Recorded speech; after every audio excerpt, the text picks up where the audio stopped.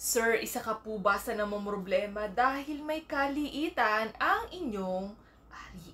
Hello everyone! So once again, it's me, your nurse, Sarah FC, and for today's vlog, ang topic po natin ay may mga kaliitang ari at ang mga posisyon na best for them. So alam naman po natin mga madamen, sir, dito sa Pilipinas, ang mga Pilipino ay hindi lahat nabibiyayaan ng may kahabaang alaga. Pero syempre, ang mga Pinoy hindi pa dadaig kahit yan ay hindi kahabaan, ay magaling naman yan sa iba't ibang paraan. Parang may naamoy ako hindi maganda. So ano nga po ba yung normal size ng ari ng isang lalaki? Average po, 4 to 5 inches long. Totoo yan. Alam niyo po ba, kaming mga Filipino women ay hindi po kami nakabase sa kahabaan ng ari ng isang lalaki. Bakit po? Hindi rin naman po kasi kami pinanganak magkaroon ng mahabang vaginal canal.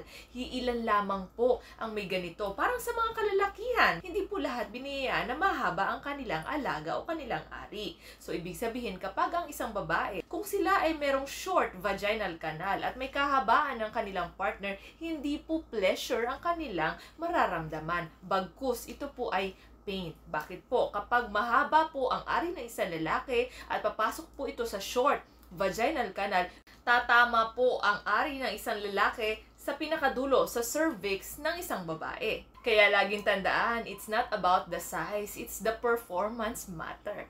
Bola lang yan. So, what are the best 5 position for the small penises? Number 1, we have the dog style kasi merong deep penetration. Number 2, wag muna kayong babangon. Humiga muna. We have the laying dog style. Ito po yung nakahiga si madam and then nasa ibabaw si sir and then si sir ang magtatras. Sa ganitong paraan po kasi mga madam and sir, naiipit ang dalawang legs ng isang babae. Tendency po nito, mas increase po yung pleasure. Number 3, sino bang makakahula dito? Ito yung pinakagustong posisyon ng isang babae.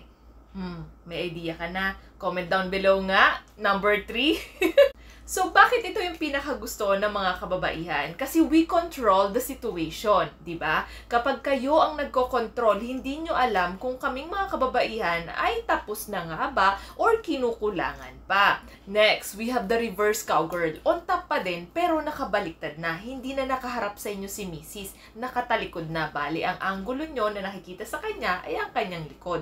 Mas madali din po itong humawak sa kanyang balakang kasi siya po ay nakatalikod. So, bakit nga ba kasali ang reverse cowgirl? Just imagine, we have the unusual angle. Nakatalikod. For example, this is the penis and then on top ang kababaihan. So, ang thrusting is pabaliktad. So, mas increase din po ang pleasure nito.